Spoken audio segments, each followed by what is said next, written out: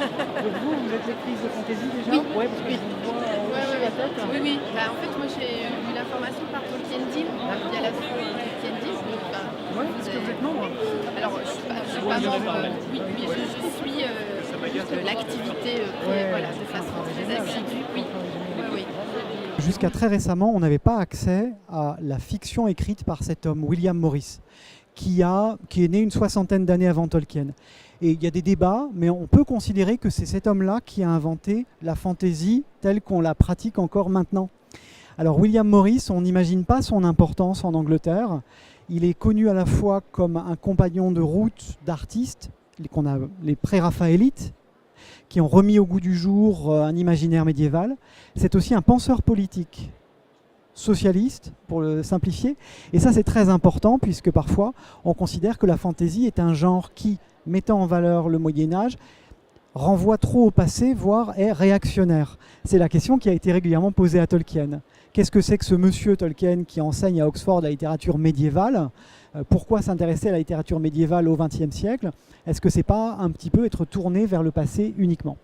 William Morris sont des utopistes, et surtout dans le cas de William Morris. Alors William Morris est quelqu'un qui a été un passeur, puisqu'il a traduit des légendes nordiques en anglais moderne, puis il est venu à l'écriture de textes inspirés du Moyen-Âge, comme celui que David Meulemans vous montre, La source au bout du monde. Et vous allez tout de suite voir la particularité de ce genre de livre. William Morris était un artiste, un artisan, extrêmement soucieux de produire de beaux livres. Il avait fondé des presses pour éditer des textes, les siens, ou des textes du patrimoine médiéval anglais qui lui tenaient à cœur. Le livre a été publié juste après la naissance de Tolkien et il a eu une influence fondamentale sur l'écriture de Tolkien et du Seigneur des Anneaux. Cette histoire est entre un conte de fées et un récit de chevalerie, puisque c'est l'histoire d'un prince qui part à l'aventure avant de se fixer pour but la recherche d'une source située au bout du monde. Elle a des vertus miraculeuses. Et en chemin, ce prince va rencontrer toute une série de personnages qui renvoient à l'imaginaire médiéval. Principalement des guerriers, un chevalier noir, une sorcière. Et donc ça joue avec l'imaginaire du lecteur. Si vous voyez la série Kaamelott, si vous voyez le long métrage qui est en tournage, vous êtes tout de suite en terrain familier. Ça, c'est le traitement parodique. Mais nous, il suffit de voir un créneau, il suffit d'entendre quelqu'un dire « Oyez » pour qu'on sache qu'on est au Moyen-Âge. William Morris mobilise ce genre d'image que le lecteur a en tête, cette encyclopédie du lecteur, pour employer une expression qu'on emploie en littérature, pour proposer une histoire qui est en fait une traversée d'un monde imaginaire, qui est en même temps une réflexion sur notre monde. Et là, je suis en train d'amener ce qui est certainement mon fil directeur aujourd'hui, qui est cette réflexion sur le rapport entre des mondes imaginaires et le monde réel, le monde du lecteur.